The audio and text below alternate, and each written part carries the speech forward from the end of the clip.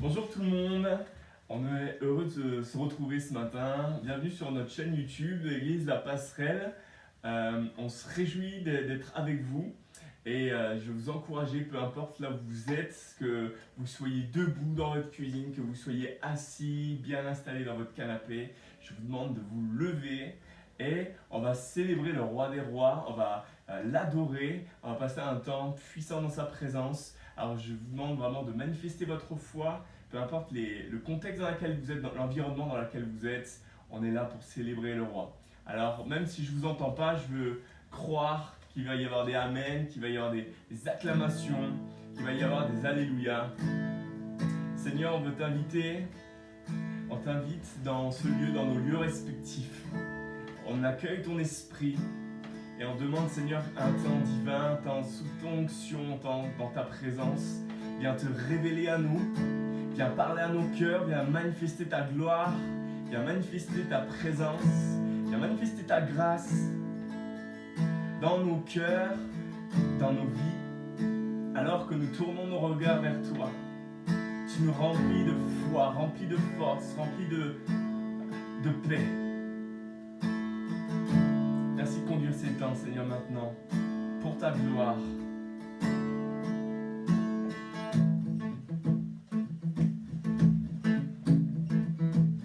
Qui brise le pouvoir du mal de la mort, qui aime d'un amour si puissant, si fort, c'est le roi de gloire, il est le roi des rois.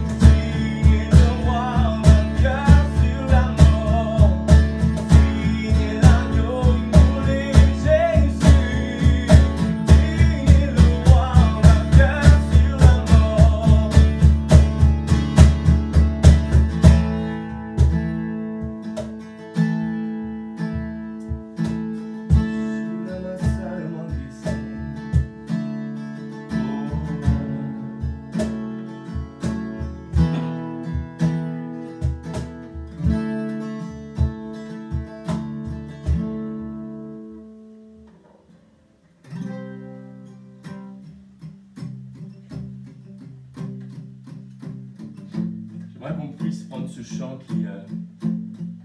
qui nous dit « Jésus, nous sommes là pour toi ». Tu n'es pas là pour répondre à une religion, tu n'es pas là pour répondre à un rendez-vous avec des youtubeurs. Tu es là pour répondre au rendez-vous divin, à l'appel du roi.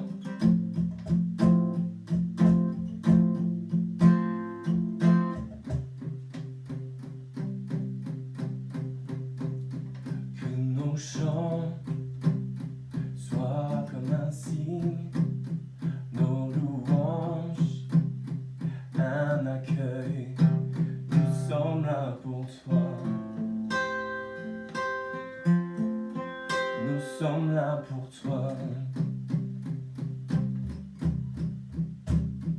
Que ton souffle vienne des cieux, nous remplir de ta vie. Nous sommes là pour toi. Nous sommes là pour toi.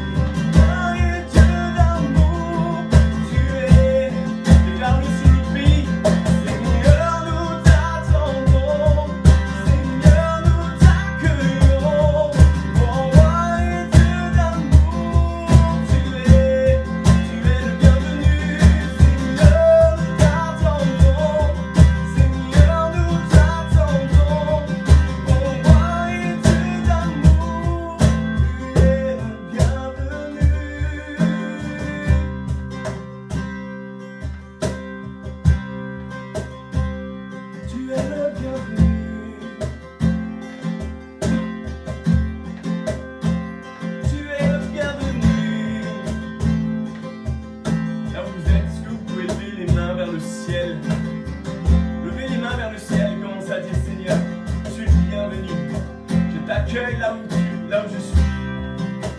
J'accueille ton esprit, j'accueille ta présence. J'accueille ta souveraineté, j'accueille ta parole, j'accueille ta révélation. Oh, tu es le bienvenu. Tu es le bienvenu. Sans toi libre, Seigneur, viens régner, viens régner.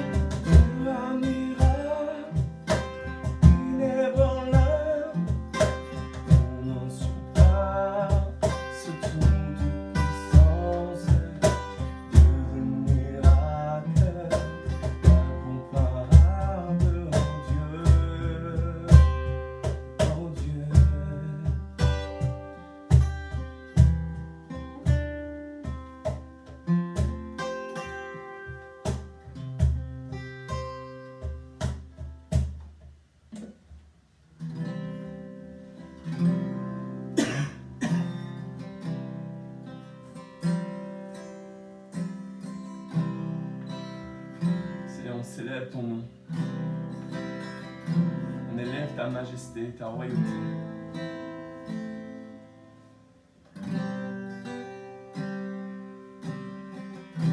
À ton nom soit toute la louange, à ton nom soit toute la gloire.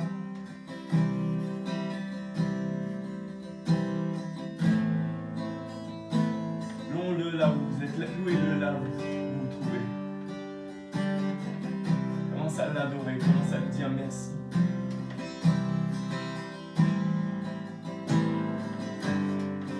Seigneur, nous t'adorons.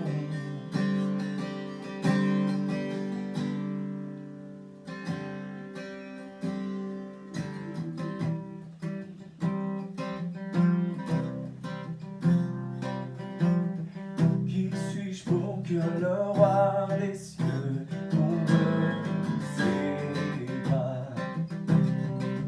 Perdu mais trouvé par sa grâce, son amour pour moi, son amour pour moi. Il m'a libéré, m'a été payé. Je suis enfant de Dieu, je suis à lui. Et dans sa maison, j'ai trouvé ma place. Je suis enfant de Dieu, je suis à lui.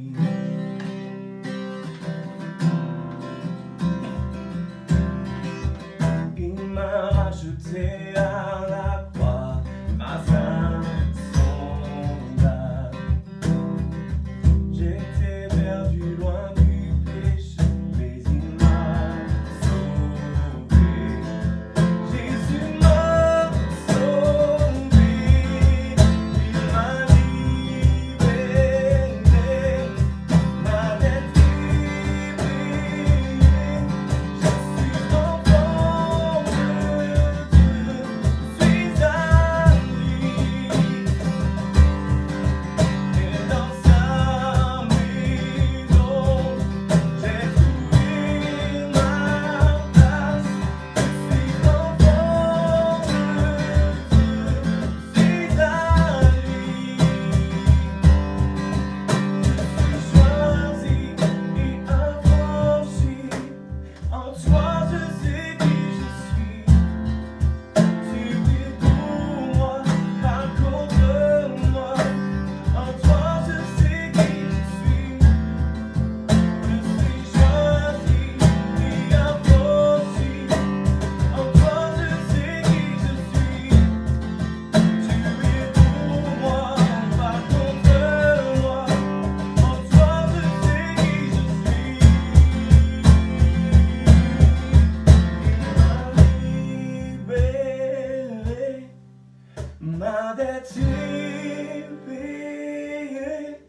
Je suis enfant de Dieu, je suis à lui.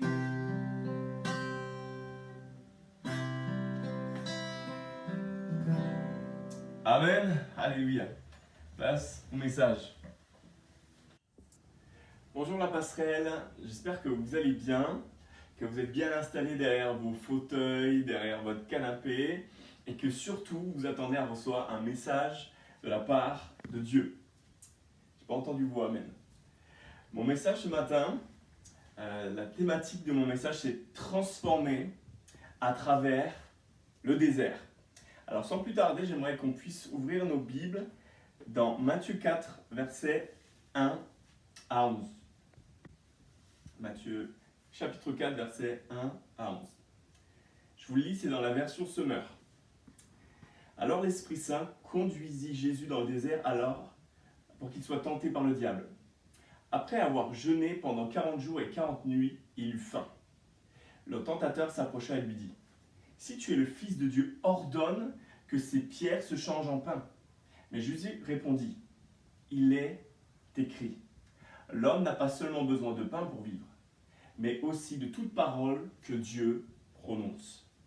Alors le diable le transporta dans la cité sainte, le plaça sur le haut du temple et lui dit, « Si tu es le Fils de Dieu, lance-toi dans le vide, car il est écrit, il donnera des ordres à ses anges à ton sujet, ils te porteront sur leurs mains pour que ton pied ne heurte aucune pierre. » Jésus lui dit, « Il est écrit aussi, tu ne forceras pas la main de ton Seigneur, ton Dieu. » Le diable le transporta encore sur une très haute montagne. Là, il lui montra tous les royaumes du monde et leur magnificence. Puis il dit, « Tout cela, je te le donnerai si tu me prosternes devant moi pour m'adorer. » Alors Jésus lui dit, « Va-t'en, Satan, car il est écrit, tu adoreras le Seigneur ton Dieu et c'est à lui seul que tu rendras un culte. » Là-dessus, le diable le laissa et voici que des anges vinrent se mettre à le servir. Cette histoire de Jésus, elle me fait étrangement penser à la situation qu'on vit aujourd'hui. De la même manière, nous aussi, on est en train de vivre une période de confinement, comme une période de désert. Et aujourd'hui, je ne sais pas si vous avez fait le compte, ça fait exactement 12 jours. 12 jours qu'on a eu ce discours de notre président Emmanuel Macron pour nous annoncer qu'on était en confinement. Jésus, lui, est resté 40 jours en confinement dans le désert, seul, dans l'isolement total, sans boire ni manger. Et on va voir ici que ce temps est un temps qui a été permis de Dieu lui-même. Au verset 1, on voit que c'est l'Esprit qui conduisit Jésus dans le désert afin qu'il soit tenté par le diable. Wow. C'est un peu étrange comme circonstance. C'est l'Esprit de Dieu qui a poussé Jésus dans le désert. À l'heure actuelle, on vit une période spéciale, une période totalement imprévue, inédite. Nous sommes retrouvés du jour au lendemain privés de toutes nos libertés les plus élémentaires pour être protégés de ce virus dangereux et contagieux. Et de la même manière, je crois que cette période est aussi permise par Dieu, parce que je crois qu'à travers la période qu'on vit actuellement, il va faire sortir quelque chose d'excellent, quelque chose de bon. Il va donner du sens à la souffrance, il va donner du sens à toutes ces personnes qui sont parties trop tôt, et tout le mal qu'on a pu vivre, toutes les souffrances qu'on a pu endurer, il va les transformer et les retourner pour notre bien. Comment on peut imaginer qu'il puisse ressortir quelque chose de bon de 40 jours dans le désert à ne pas manger? Franchement, humainement, pour ma part, je n'imagine pas ne pas manger pendant 40 jours et me dire que ça va me produire quelque chose de bon. Comment on peut imaginer qu'il puisse ressortir quelque chose de bon de ce virus, de cette période de confinement? J'aimerais te dire, Jésus, alors qu'il est dans le désert à ce moment-là, il est exactement à l'endroit où il devait être. Il est au meilleur endroit pour lui. Dieu avait un plan, Dieu avait un projet spécifique pour cette période de désert. Et on va le voir par la suite. Et je crois que pour nous également, nous devons comprendre que nous sommes exactement là où Dieu nous veut. Bien sûr, il y a un coût. Bien sûr, nos projets sont arrêtés, nos entreprises ferment, les perspectives d'avenir deviennent très floues, nos bâtiments d'église sont fermés et nos activités mises en stand-by. Cependant, je peux vous le dire avec force et pour vous encourager, dans ton confinement, tu es exactement là où Dieu le veut. C'est déconcertant, c'est frustrant même, mais c'est le meilleur endroit pour nous aujourd'hui. Alors si on veut sortir de ce temps de confinement en étant transformé, passer à travers cette période de désert et être transformé, il y a une première chose qu'on ne doit pas faire, c'est négliger notre désert. Verset 2. Après avoir jeûné pendant 40 jours et 40 nuits, il eut faim. Satan va venir attaquer Jésus au moment où il va commencer à se sentir faible, au moment où il va commencer à avoir faim. Autrement dit, il va avoir un moment de faiblesse physique. Mes amis, dans cette période de confinement, le diable va se tenir auprès de vous pour essayer de vous tenter, de vous attaquer. Soyons alertes dans tous nos moments de fatigue, de stress, dans la gestion importante de nos émotions dans cette période de crise. Ce sont des moments propices où le diable souhaiterait nous attaquer. Jésus devait être épuisé physiquement, émotionnellement, et c'est là que le diable va choisir de l'attaquer. Cette période de confinement, si elle est mal vécue, si elle est mal gérée, elle peut devenir un piège pour nous. Parce que le diable attend patiemment que nous ayons un moment de faiblesse afin de nous attaquer. Et à 3 reprises, on va voir le diable se présenter devant Jésus et essayer de l'atteindre et de l'attaquer. Et à chaque fois, vous savez ce que le diable va faire? Quelle stratégie le diable va utiliser? Il va essayer de remettre en question son identité. À 3 reprises, on le voit dire, si tu es le Fils de Dieu, alors, si tu es le Fils de Dieu, en remettant en question sa faculté à répondre à ses besoins. L'identité est intimement liée à la faculté dont nous avons de pouvoir répondre à nos besoins, même les plus primaires. Au verset 3, on voit la chose suivante. Le diable vient et commence à attaquer Jésus. Et il dit, ordonne que ces pierres se changent en pain. Ordonne, ces pierres changent en pain. En d'autres mots, Satan dit à Jésus, si tu es vraiment le Fils de Dieu, pourquoi tu as faim? Pourquoi tu es faible? Pourquoi tu es fatigué? Regarde, prends ces pierres, transforme-les en pain. Satan attaque les besoins physiologiques de Jésus. Et de la même manière, il peut le faire avec nous, alors que nous sommes confinés, alors qu'on est enfermés dans nos maisons. Le diable peut venir pour atteindre nos besoins physiologiques. Il va nous dire, pourquoi tu devrais avoir crainte de voir ton commerce fermé? Un fils de Dieu qui se précipite dans les magasins pour acheter du papier WC? Si tu es fils de Dieu, pourquoi tu passes tant de temps devant ton téléphone à regarder toutes les actualités et à attendre que le drive du Leclerc ouvre? Nos besoins physiologiques comme se nourrir, dormir, respirer, pouvoir se déplacer, lorsqu'ils ne sont pas répondus, peuvent nous pousser à tomber dans le découragement et nous empêcher de vivre ce que Dieu veut dans ce confinement. Je ne sais pas pour vous, mais c'est pour se nourrir, pour préparer des repas, je dirais, équilibrés, c'est compliqué aujourd'hui. Vous arrivez dans le magasin, vous avez des rayons qui sont vides, vous n'avez plus vos habitudes, vous n'avez plus les produits que vous avez l'habitude d'acheter pour faire ce que vous avez l'habitude de faire. Et c'est compliqué. Et dans ces moments-là, on peut vite tomber dans le découragement parce que nos besoins physiologiques ne sont pas répondus, ne sont pas comblés. Et dans ces moments-là, ça peut jouer sur notre identité. Le deuxième besoin que Satan va attaquer, c'est notre besoin de sécurité et de protection. On le voit au verset 6. Il lui dit, si tu es le Fils de Dieu, jette-toi d'en bas, car il est écrit, il donnera des ordres à ses anges à ton sujet, ils te porteront sur leurs mains pour que ton pied ne heurte pas de pierre. Regarde autour de toi. Combien d'hommes et de femmes sont tombés à travers ce virus? Combien de chrétiens décèdent, même des pasteurs? Le diable est là pour venir nous mentir, pour venir semer le doute et le découragement, en nous disant des choses comme « Si tu es vraiment fils de Dieu, les anges te protégeraient. Si tu étais vraiment un chrétien, tu aurais eu la protection. » Je vois sur les réseaux sociaux combien ces questions peuvent nous déstabiliser. J'ai moi-même été touché parce que mon beau-papa était hospitalisé à travers ce virus et aurait pu mourir. Et je crois que tout ce que le diable essayait d'atteindre en disant ces choses à Jésus, c'était son identité. Il était en train d'essayer de le faire douter de l'amour, de la grâce, de la protection, du secours de Dieu. Et c'est ce que le diable veut essayer de faire aussi à toi qui me regardes. Alors que tu vois toutes les informations sur le Covid-19, que tu vois les gens qui l'attrapent, qui sont hospitalisés, qui sont en réanimation, le diable est là comme pour susciter un mensonge en toi et te dire, regarde, il est où ton Dieu? Est-ce que tu es vraiment fils de Dieu? Est-ce que tu es vraiment fils de Dieu? Et le dernier besoin où le diable va attaquer Jésus, c'est un besoin de réalisation et de plénitude. Versets 8 à 9. Le diable l'emmena encore sur une très haute montagne. Là, il lui montra tous les royaumes du monde et leur magnificence.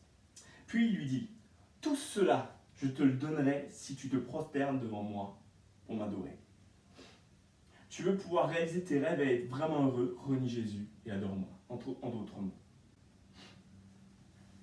Je crois que dans cette période de confinement et de crise mondiale, cette période va nous amener à devoir nous poser des questions qui sont déterminantes pour notre avenir. tels que qui vas-tu choisir de servir? Je crois qu'il n'y aura plus de place pour les chrétiens tièdes, pour les chrétiens qu'on a l'habitude de dire chrétiens du dimanche. À un moment, mes amis, il va falloir se positionner. Parce que la tension dans notre monde va devenir de plus en plus difficile. Et ça va nécessairement amener certains à se tourner complètement vers Dieu et d'autres à se tourner complètement vers le diable. Lorsque je vois avec virulence certaines églises sont attaquées, je peux facilement envisager que demain, l'opposition face aux églises sera différente. Lorsqu'on voit ce qui s'est passé, ne serait-ce que dans notre pays, la manière dont ce virus s'est répandu, je peux vous garantir que demain, l'opposition sera différente. Ça nous demandera, nous, en tant qu'enfants de Dieu, d'être convaincus de qui nous sommes, dans notre identité, et ça nous amènera à prendre position fermement. Alors, comment Jésus est sorti victorieux de son désert? Comment il a fait face aux attaques de l'ennemi? Devant chaque mensonge, Jésus répondait par la parole. Écoutez bien ça, son identité n'était pas basée et ne trouvait pas sa source dans ce qu'il vivait, mais dans ce qu'il croyait de la parole. Ce n'est pas la saison que tu vis qui fait ce que tu es. Ce qui fait ce que tu es, c'est ce que la parole de Dieu déclare sur toi. C'est ton identité. Qu'est-ce qui te guide? Ce que tu entends? Ce que tu vois? Ou est-ce que c'est ce que tu crois? La clé pour tenir ferme dans notre désert, lorsque tout s'effondre autour de nous, c'est déclarer la parole. Face à ton stress et tes angoisses, déclare la parole. Face à tes craintes, face à ta peur de manquer, déclare la parole. Face à tes craintes pour ton avenir, déclare ta parole. Lorsque tu es dans ton lit et que les pensées morbides viennent habiter ton âme, déclare la parole. Jacques 4, verset 7. Soumettez-vous donc à Dieu, résistez au diable et il fuira loin de vous. Voilà la clé. Face à tous les mensonges du diable, face à l'opposition, face aux attaques de l'ennemi, déclare la parole qui est cette épée à deux tranchants. Enfin, pour terminer ce message, j'aimerais juste vous laisser 2 points d'encouragement. Le premier, c'est le suivant. Ça paraît basique, ça paraît simple, mais je pense qu'il y en a qui ont besoin de l'entendre. La période de désert de Jésus, c'est terminé. Jésus a vécu la solitude, l'isolement, le confinement pendant 40 jours. Aujourd'hui, on ne sait pas combien de jours encore il nous reste à être dans nos maisons et avoir une liberté qui soit limitée. Cependant, j'aimerais vous rappeler cette réalité que vous avez peut-être perdu de vue. Le confinement aura une fin. Le confinement aura une fin. Ton désert aura une fin. Lorsqu'on fait face au quotidien à une atmosphère lourde et pesante, lorsqu'on vit jour après jour un profond sentiment de solitude, quand les chiffres du décès du Covid-19 s'alourdissent de jour en jour, il est difficile d'imaginer un échappatoire. Néanmoins, croyez-moi, cette période, elle va s'arrêter pour laisser grâce à une nouvelle saison de grâce. Amen. Elle va laisser une nouvelle saison de grâce. Dans plusieurs semaines, vous pourrez retourner voir vos proches, organiser des barbecues, profiter des activités de votre ville, vous promener, retrouver vos frères et sœurs et louer Dieu. Seulement dans ces moments, souvenons-nous et que notre cœur puisse déborder de reconnaissance à Dieu. Et mon deuxième encouragement, c'est que le désert a été le point de départ du ministère de Jésus. Avant cette période de désert, le ministère de Jésus n'avait pas un impact encore significatif. Il venait d'être baptisé par Jean-Baptiste, mais après ces 40 jours, tout va changer. On le voit dans le verset 14 à 15, Jésus, rempli de la puissance de l'Esprit, retourna en Galilée. Sa réputation se répandit dans toute la région. Il enseignait dans les synagogues et tous faisaient son éloge. Il va y avoir un avant et un après désert. Et comme il y a eu un avant et un après désert pour Jésus, il y aura un avant et un après confinement pour toi. Il y aura un avant et un après Covid-19. La question importante à se poser alors pour nous, c'est qu'est-ce que cette période de confinement va changer en moi? Qu'est-ce que ça a changé en moi? si vous n'avez pas négligé votre période de désert, si vous ne l'avez pas subi, mais si vous avez compris ce que Dieu voulait vous communiquer à travers ce désert, si vous avez résisté au diable et que vous avez reçu ce que Dieu voulait vous donner spécifiquement, alors je crois que vous allez sortir de ce temps transformé à jamais. Je crois que la volonté de Dieu pour chacune de nos vies, c'est qu'on sorte de cette période en étant transformé afin que lorsque cette nouvelle saison de grâce sera répandue sur notre monde, le royaume de Dieu puisse avancer comme jamais auparavant. Qu'un réveil extraordinaire mondial puisse survenir sur nous comme on n'a jamais pu l'imaginer auparavant. Cette période est un temps d'arrêt suscité par Dieu afin de préparer, afin d'équiper son peuple pour entrer dans quelque chose qui va complètement nous dépasser dans les semaines et les mois et les années qui viennent. Je crois que c'est un nouveau départ pour l'Église, un nouveau départ pour le monde entier et une opportunité sans précédent pour faire briller la lumière de Christ. Seulement, sortons de ce confinement équipé par le Saint-Esprit pour la saison qui est devant nous. Permettez-moi juste de prier pour terminer ce message. J'aimerais m'arrêter pour prier pour le corps médical, pour le gouvernement, pour nos malades, pour notre Église. Si vous voulez bien fermer les yeux là où vous êtes, élevez les mains et on va juste remettre ces sujets à notre Dieu qui est ce Dieu rempli de grâce, rempli d'amour et le Dieu des miracles. Seigneur, je veux te prier pour le corps médical, pour toutes ces infirmières, ces médecins, tous ceux qui se trouvent à la brèche, qui sont là pour secourir, qui sont là pour aider, qui sont là pour soigner, qui enchaînent les heures, qui se séparent de leur famille. Je te demande de leur donner la provision, le renouvellement dans leur force. Je te prie, Seigneur, de susciter encore des forces nouvelles et d'inspirer dans ta sagesse pour que très rapidement on puisse voir un antidote arriver, un vaccin arriver. Tu donnes la sagesse à tous les scientifiques pour que ce virus puisse être éradiqué. Je te prie aussi pour le gouvernement afin que tu leur donnes une sagesse divine. Que dans ces moments, Seigneur, tu les amènes à fléchir le genou devant toi pour qu'ils puissent rechercher ta face. Seigneur, parce que toi, tu es là pour les soutenir, tu es là pour les porter. Je te demande que dans ces moments, les genoux se fléchissent et que tu puisses intervenir et apporter ta faveur. Je te prie pour tous les malades atteints de ce virus. Et on te demande, Seigneur, ta guérison pleinement. Parce que, Seigneur, on croit que tu es le Dieu qui guérit. On croit que tu es le Dieu du miracle. Et peu importe, Seigneur, le stade d'avancement de ce virus, on prie que tout s'arrête maintenant au nom de Jésus et que la guérison puisse venir.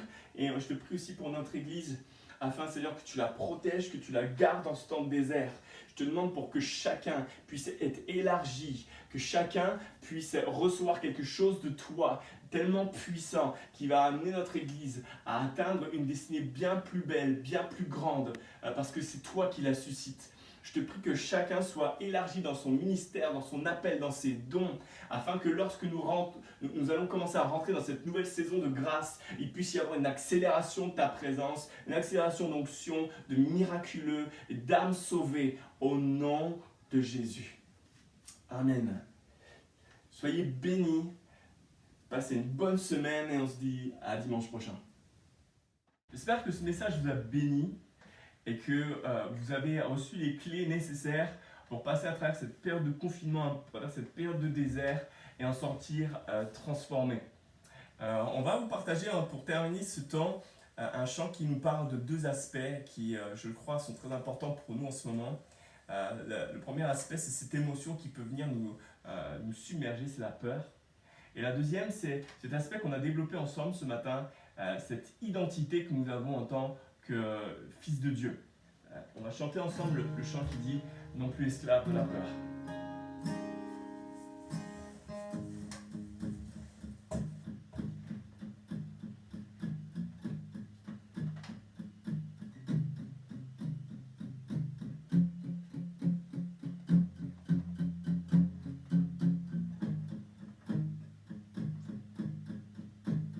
Tu m'as ébloui par tes mélodies, tu m'entoures d'un chant d'amour, chant de délivrance devant mes ennemis, toutes mes craintes s'enfuient.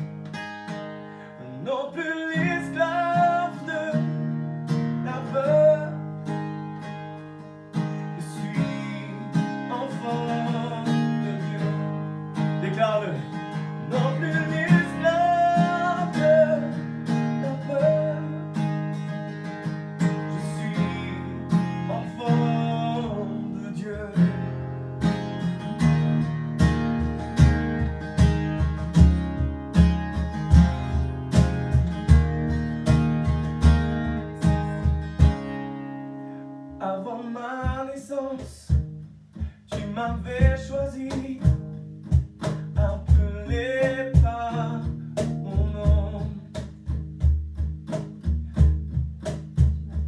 Tu m'as adopté, je suis de ta famille. Ton sang coule dans mes veines. Non plus l'esclave de l'homme. Je suis enfant de Dieu. Non plus l'esclave de la peur. Je suis enfant de Dieu.